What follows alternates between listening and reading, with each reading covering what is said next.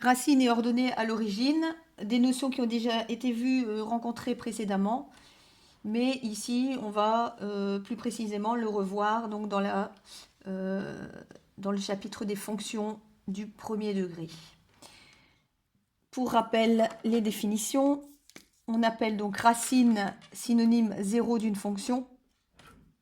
Donc tout réel dont l'image est nulle. Dont l'image est nulle, ça veut donc dire que c'est la valeur de x si y est égal à 0.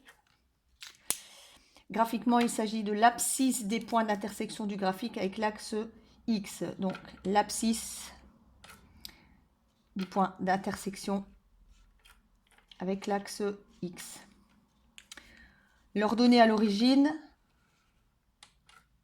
d'une fonction donc, est l'ordonnée du point ayant pour abscisse 0. Donc, lorsque X vaut 0, c'est la valeur de Y. Donc, il s'agit de l'ordonnée du point d'intersection du graphique avec l'axe Y cette fois. Et pour rappel, ça a été déjà dit également, cela correspond à la valeur de P dans l'équation générale Y égale 1x plus P. Donc l'exercice ici, donc exercice 11, par lecture graphique, détermine là où les zéros, ou donc là où les racines, et leur donner à l'origine des fonctions suivantes si c'est possible. Alors au niveau du premier graphique, il s'agit ici, on ne voit pas très bien, mais c'est une droite qui est parallèle à l'axe des x, passant par l'ordonnée ici, moins 2. Si on regarde tous les carreaux, on augmente ou on diminue les ordonnées de 2. Donc là, on a l'ordonnée moins 2. Donc les zéros, ben, cette droite parallèle à l'axe des x ne vient pas couper l'axe des x. Donc racine ou zéro, il n'y en a pas. L'ordonnée à l'origine, c'est donc ici l'ordonnée du point commun avec l'axe des y. Donc ici, la valeur de l'ordonnée à l'origine est moins 2. Dans le graphique suivant, la droite vient couper l'axe des x ici. Quelle est la valeur de l'abscisse en ce point? C'est moins 1, donc le 0 est moins 1, ou racine de cette fonction moins 1. L'ordonnée à l'origine, le point commun avec l'axe des ordonnées a pour ordonnée moins 1, qu'on regarde bien au niveau de l'échelle toujours. Ce n'est pas la même échelle que dans le graphique précédent, donc toujours bien analyser l'échelle utilisée. Et donc ici, la valeur de y, c'est moins 1. Donc l'ordonnée à l'origine, moins 1. Le troisième graphique, la droite passe par le point d'origine 0, 0. Et donc le point commun avec l'axe des x ainsi qu'avec l'axe des y est toujours le point ici, on pourra abscisse 0 et ordonnée 0. Donc la racine est 0 et l'ordonnée à l'origine 0. Donc ici, nous avons déterminé racine et ordonnée à l'origine d'une fonction par le graphique. Sur la page suivante,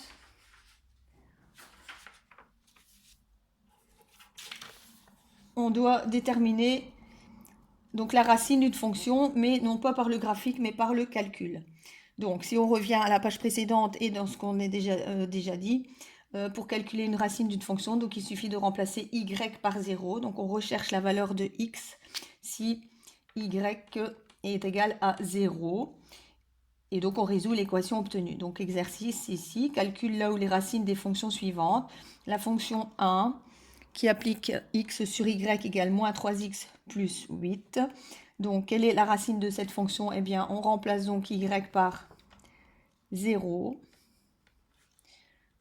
On réécrit moins 3x plus 8 et on résout cette équation. Donc, on isole le terme en x, on retire le terme gêneur. Donc, 0 moins 8 égale moins 3x. Et puis, on divise, pour obtenir x, on divise par le coefficient de x.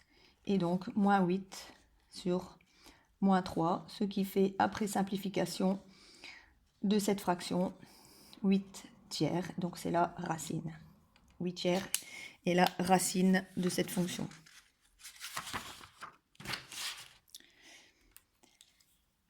Alors, la fonction suivante, il n'y a pas le terme indépendant, c'est donc une fonction linéaire. Le graphique de cette fonction sera une droite qui passera par le point d'origine de coordonnées 0, 0. Donc, on peut marquer ici qu'il s'agit de la fonction linéaire qui comprend donc 0, 0. Et donc, j'en déduis que la racine ici est égale à 0. Puisque si y vaut 0, le x vaut 0. Dans le cas suivant, x sur y égale 2.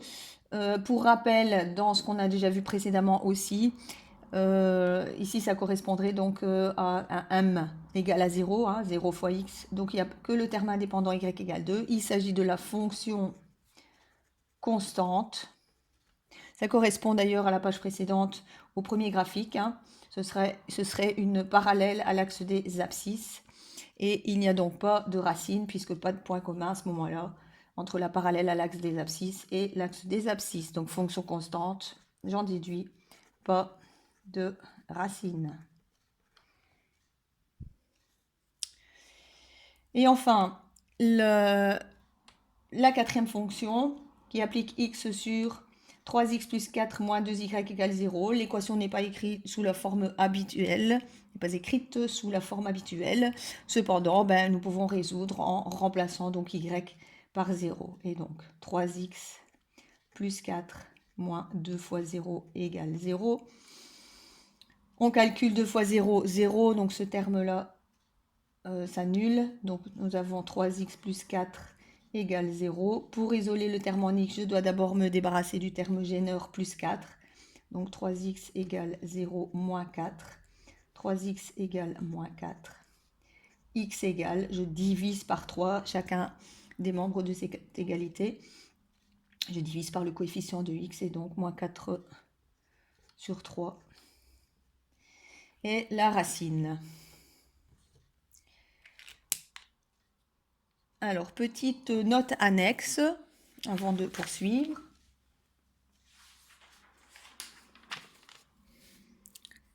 Si je reprends la forme générale d'une fonction du premier degré, donc y égale 1x plus p, rechercher la racine de cette fonction, donc c'est rechercher la valeur de x si y vaut 0.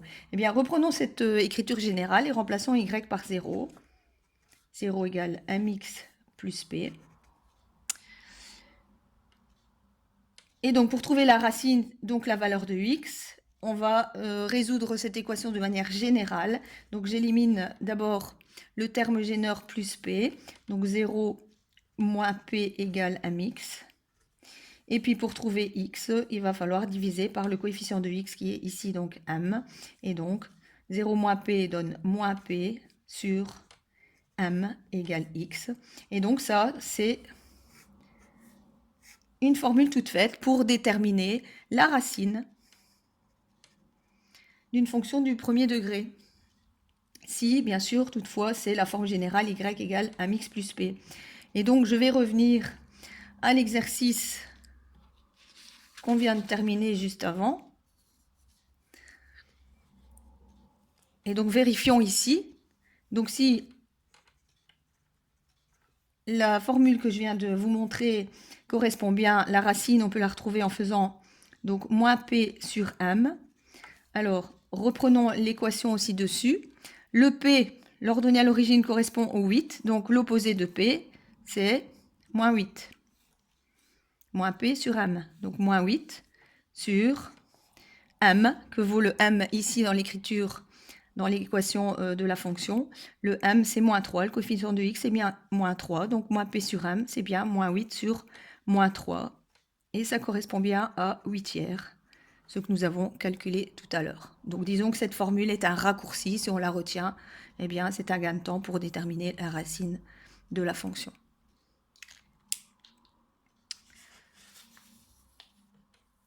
Alors, ensuite, calcul de l'ordonnée à l'origine d'une fonction. Mais l'ordonnée à l'origine d'une fonction, c'est très simple. Donc, soit on remplace x par 0 pour trouver la valeur de y, mais on pourrait prendre un raccourci. Donc, pour la fonction y égale un mix plus p, ben, l'ordonnée à l'origine, ça a déjà été dit, ben, c'est égal à p. Donc c'est très rapide si on applique ceci.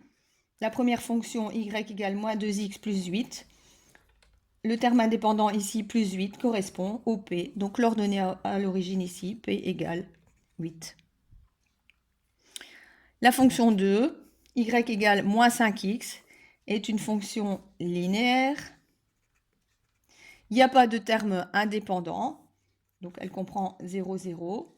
Pas de terme indépendant, et donc que vaut le p? Ben, il vaut 0, et donc p égale 0. L'ordonnée à l'origine ici est 0. Dans la fonction 3, y égale 3x plus 3, le p, le terme indépendant ici, vaut 3, et donc p égale 3, ordonnée à l'origine égale 3. Et enfin, la quatrième est une fonction constante, de nouveau.